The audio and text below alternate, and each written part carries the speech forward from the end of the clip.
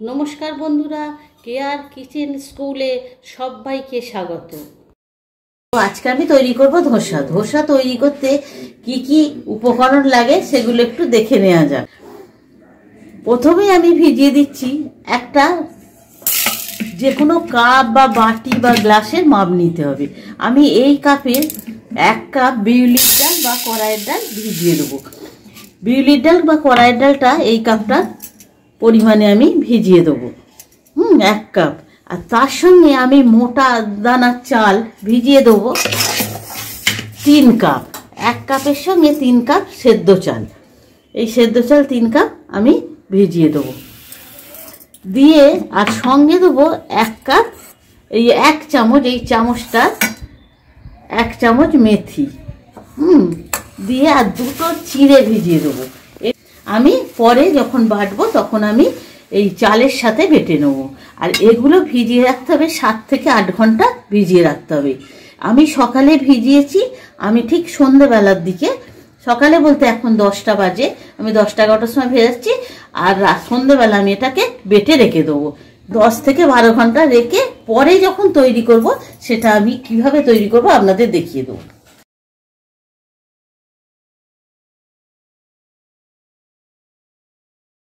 ডালটা আমার পুরো ভিজে গেছে। ভিজে যাওয়ার পর এই ডালটাকে আমি তুলে পরিষ্কার জলে ভিজিয়ে, এবার ডালটা তুলে আমি গ্রাইন্ডারে দিয়ে দেবো। এমন জল দিয়ে বাটতে হবে, এটা পাতলা হয়ে গেলে হবে না, এটা একেবারে টাইট বাটবো। এদিকে খুব স্মুথ হবে, যেন একেবারে পাতলা না হয়ে যায়, আর খুব একেবারে মিহি বাটা হবে। এর সঙ্গে আমি 1 চামচ একেবারে মেথি দিয়ে নেব ডালের সাথে। 1 চামচ ভেজানো মেথি আমি এতে দিয়ে দিলাম। এবারে আমি এগুলো বেটে নেব। সবগুলো একবারে না ধরলে দুবার কি 3বার যেরকম হবে, আমি যেরকম পরিমাপ নেবো সেইরকম এইভাবে বেটে নেব। যদি এই মেথিগুলো দেয়া যায়, এই মেথিগুলো দেওয়ার জন্য যদি দেয়া যায় তাহলে কিন্তু ধোসাটা বেশি খেতে ভালো হবে। ওই জন্য একটু মেথি দেওয়া 1 চামচের মতো, 4 চামচের দরকার। দেওয়ার প্রয়োজন হলে একটু কিন্তু জল দিতে হবে, না হলে কিন্তু এটা খুব মিহি বাটা যাবে না। বাটাটা এরম একেবারে মিহি হতে হবে। দেখতে পাচ্ছেন খুব স্মুথ, এরম বাটা না মিহি হলে তাহলে কিন্তু ধোসাটা ভালো হবে না। দেখতে পাচ্ছেন, হাত দিয়ে দেখাচ্ছি, বাটিটা খুবই মিহি হয়েছে, একেবারে মিহি হয়েছে এইরকম। এবারে এটা আমি অন্য বোলেতে ট্রান্সফার করে দিচ্ছি। আমি চালটা আর তার সাথে চিড়েটা ওটা আমি পরে বাটবো, বেটে তারপরে আবার ওটা বোলেতে ট্রান্সফার করবো। ধোসাতে একটু চিড়ে ভিজিয়ে দিতে হবে। চিড়েটা যেহেতু খুবই ভিজতে কম সময় লাগে, সেই জন্য আমি 5 মিনিট আগে এই চিড়েটা ভিজিয়ে দিয়েছিলাম। একটু চিড়ে 5 মিনিট আগে ভিজিয়ে আমি গ্রাইন্ডারে দিয়ে দিলাম। চালগুলো ভিজিয়েছিলাম, সেই চালগুলো দিয়ে দেবো। এটা আমাকে 2বার ধরে বাটতে হবে, না হলে হবে না।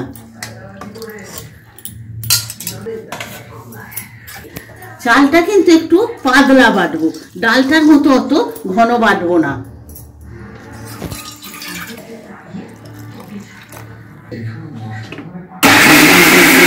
ডালটা যেরকম ঘন বেটেছিলাম, চালটা একটু পাতলা বাটতে হবে এবং চালটা একটু সামান্য কচা রাখতে হবে। মানে ডালটা যেরকম খুব মিহি বেটেছি, এটা খুব মিহি বাড়লে হবে না, এটা একটুখানি সামান্য কচা রাখতে হবে। তাহলে চালের ব্যাটারটা আমি ডালে দিয়ে দিচ্ছি। ডালটা খুব স্মুথ বেটেছি, দেখতে পাচ্ছেন ডালটা এরকম বাটতে হবে। আর চালটা একটুখানি পাতলা, চালটা এরকম একটু পাতলা, আর এবং একটু ডাল যেরকম খুব মিহি বেটেছি, এটা তার একটু মিহিটা কম বেটেছি, আর কি একটু কচা কচা মতো বেটেছি, খুব কচা নয় কিন্তু। আর দুটো আমি এইভাবে মিশিয়ে রাখবো। কিন্তু মিশিয়ে যখন রাখবো আমি কিন্তু এতে কোনো নুন ফুন দেবো না। এটা দুটো একসঙ্গে আমি মিশিয়ে রাখছি, কিন্তু এতে নুন দিলে হবে না। নুন দিলে তাহলে এটা খারাপ হয়ে যাবে। আমি নুনটা পরের দিন যখন আমি করব তখন আমি নুনটা দেবো। আর পরের দিন একটু বড় একটা এটা জায়গায় নিতে হবে, না হলে হবে না, কারণ এটা ফুলবে। ওই জন্য একটা বড় জায়গা নেওয়ার প্রয়োজন আছে।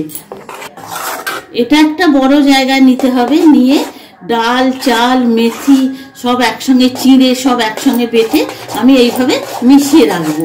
কিন্তু এটা এইরকম হবে, কিন্তু এটাকে ছোট জায়গায় নিলে হবে না, এটা ফুলবে। আর নুন দিলে হবে না, নুনটা আমি যখন করব তখন দেবো। এখন কিন্তু এইভাবে মিশিয়ে আমি আবার 10 থেকে 12 ঘন্টা রেখে দেবো। এখন আমি এটা চাপা দিয়ে একটা গরম জায়গায় রেখে দেবো।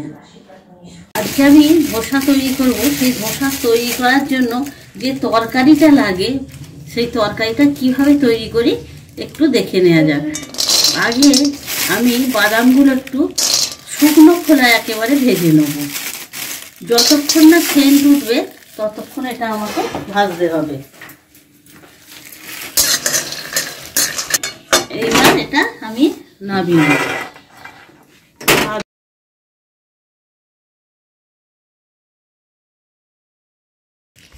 এবারে ধোসার তরকারিটা আমি করে নেবো। তরকারি তৈরি করার জন্য আমি সাদা তেল ব্যবহার করছি। এখানে পরিমাণ মতো একটু সাদা তেল দিয়ে দেবো। তারপরে একটা শুকনো লঙ্কা ফোড়ন দিয়ে দেবো। লঙ্কা ফোড়ন দেওয়ার পর একটু আমি এতে সর্ষে ফোড়ন দেবো। হ্যাঁ, সর্ষে ফোড়ন 1.5 চামচের মতো দিয়ে দিলাম।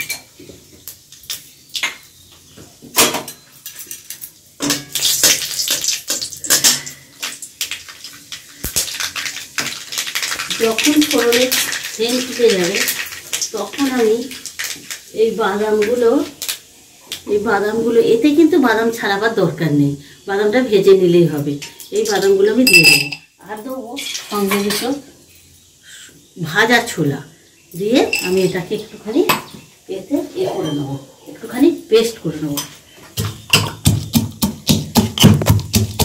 একটু থেতো করে নেবো। হালকা, খুব বেশি থেতো হবে না, মুখে পড়লে তরকারি হালকা একটু ভেঙে নেব। হ্যাঁ, হালকা একটু ভেঙে নেবো, তাহলে কিন্তু এটা খেতে বেশি ভালো হবে।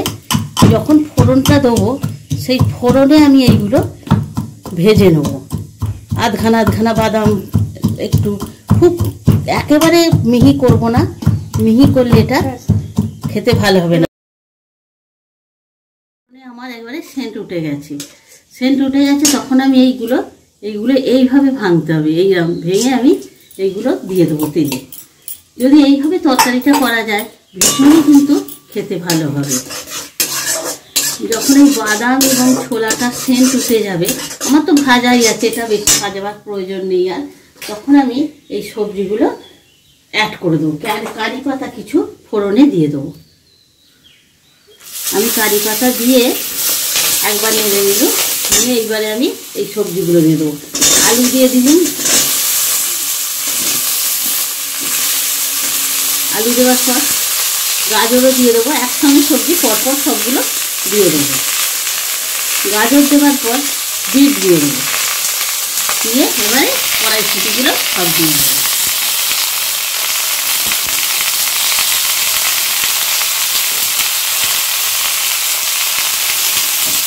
দিয়ে এবারে নাড়তে থাকবে। এইভাবে যদি তরকারিটা করা যায় ভীষণই সুন্দর এই ধোসার তরকারিটা হবে।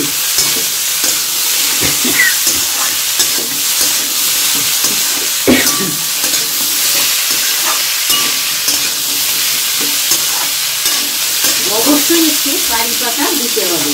কারি পাতা না দিলে কিন্তু ধোসার তরকারিটা খেতে ভালো হবে না। কারি পাতা, বাদাম, ছোলা এইভাবে যেরকমভাবে দিল ওইভাবে দিতে। একটুখানি আমি হলুদ দিলাম।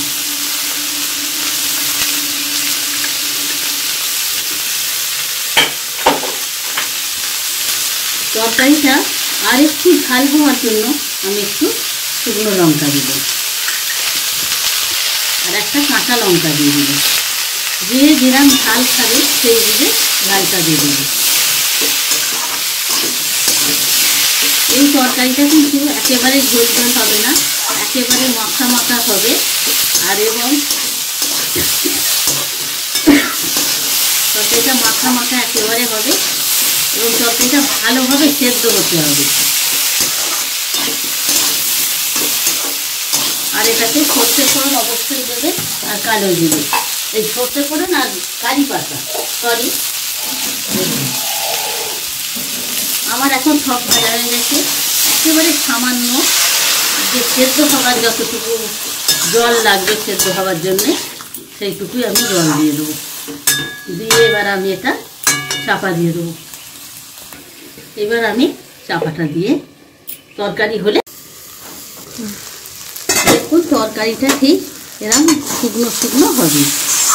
আমি একটা কথা বলতে মিস করে গেছি, এতে নুন দেওয়ার কথাটা আমি বলতে ভুলে গেছি, কিন্তু আমি এতে নুন দিয়ে দিয়েছি, কারণ নুন না দিলে তরকারিতে টেস্টটা শুনে নুনটা দিয়ে দিয়েছি।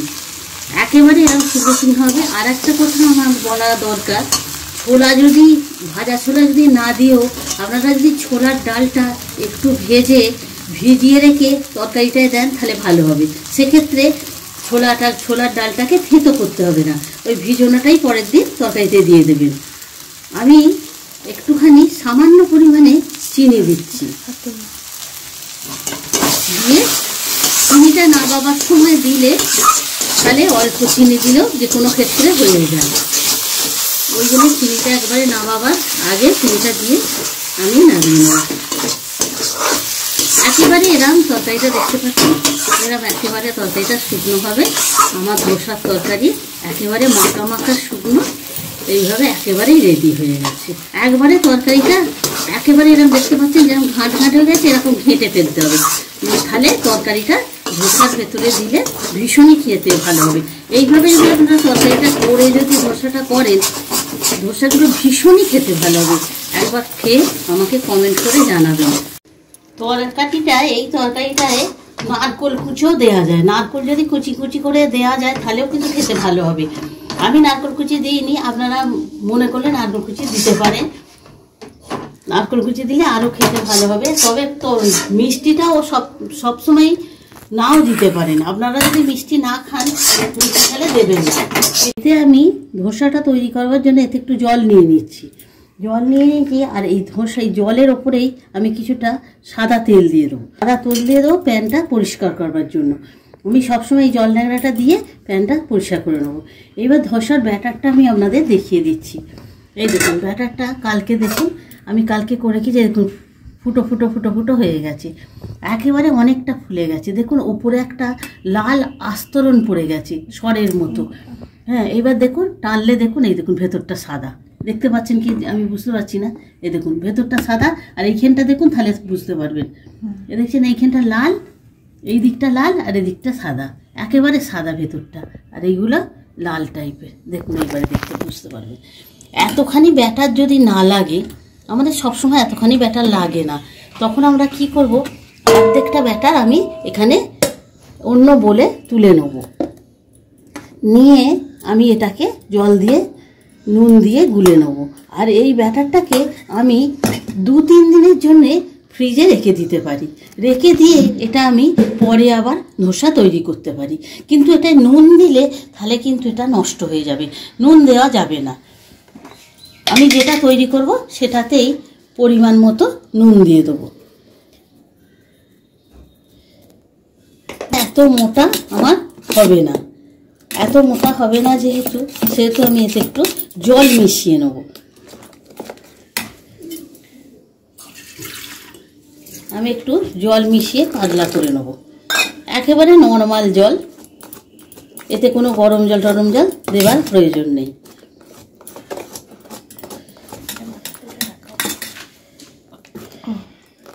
আর একটু আমি জল দেবো।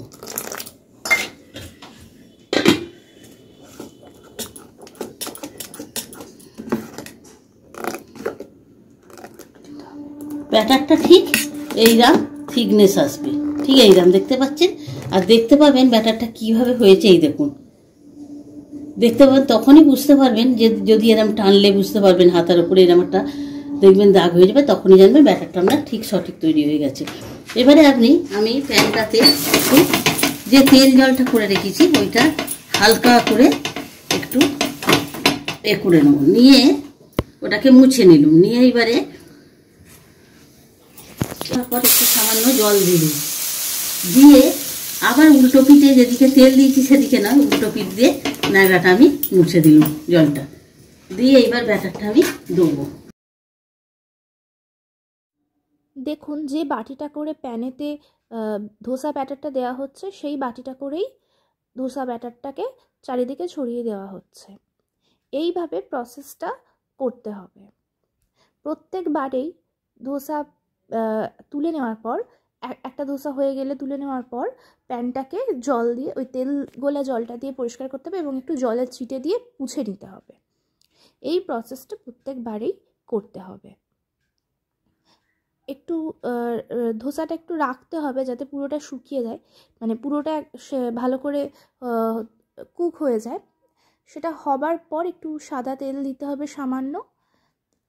তারপরে আর একটু ভালো করে হয়ে গেলে ধোসাটা তারপরে প্যান থেকে তুলতে হবে। আপনারা দেখুন আমরা পুরো প্রসেসটা করেছি, দুটো চাটুতে করেছি, একটা এমনি চাটুতে আর একটা ননস্টিকের মতন একটা চাটুতে করেছি। দেখুন ভালো করে কুক হলে জিনিসটা ভেতর থেকে পেছন দিকটা একটু লাল লাল হয়ে যাবে, সেক্ষেত্রে এটা খুব সহজেই উঠে যাচ্ছে।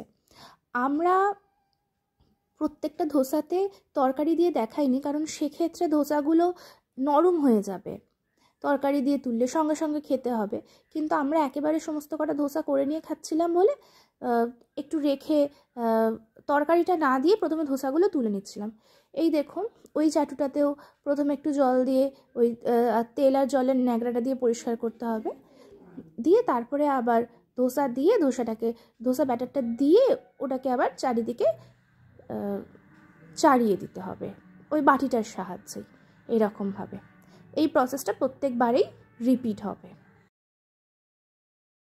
দেখুন আমরা আরও কয়েকটা করে দেখিয়ে দিয়েছি। আমরা কয়েকটা তরকারি দিয়েও দেখিয়ে দিয়েছি কি করে আপনারা ফোল্ড করবেন। এবারে ব্যাপারটা হচ্ছে আমাদের চাটুগুলো ছোট সাইজের, তাই আমাদের ধোসাগুলো ছোট হচ্ছিল। কারোর যদি বড় চাটু থাকে তার ক্ষেত্রে খুবই সুবিধা। আমাদের একটু কানাগুলো উঁচু, তাই একটু সমস্যা হচ্ছিল। কিন্তু কারোর যদি কাস্ট আয়রনের যে চাটুগুলো হয় মোটা মোটা একদম ফ্ল্যাট যেগুলো, সেখানে কিন্তু ধোসা সব থেকে ভালো হবে বড় বড় চাটুগুলোর ক্ষেত্রে। এইটায় তাও একটু ভালো হচ্ছিল, অন্যগুলোতে অনেকটা ছোট ছোট হচ্ছিল। এটা একটু বড় চাটু কিন্তু অন্যটা আরও ছোট। তো যাই হোক, ছোট ছোট হলেও ধোসাগুলো খেতে খুব ভালো হয়েছে, খুব ক্রিস্পি হয়েছে এবং তরকারিটাও খুব ভালো হয়েছে। আপনারা বাড়িতে প্লিজ প্রত্যেকে ট্রাই করবেন। এই দেখুন আমি ভেঙে দেখাচ্ছি, এত মজা মজা হয়েছে। এই পথটি কমপ্লিট হয়ে গেছে। পথটি বাড়িতে সকলে ট্রাই করবেন। কেমন লাগলো আমাকে কমেন্ট করে জানাবেন। আমার চ্যানেলটি লাইক, শেয়ার, সাবস্ক্রাইব করে আমার সাথে থাকবেন। এতক্ষণ আমার সাথে থাকার জন্য সকলকে ধন্যবাদ। সকলে ভালো থাকবেন। দেখা হচ্ছে পরের ভিডিওতে নতুন একটি রেসিপি নিয়ে। নমস্কার।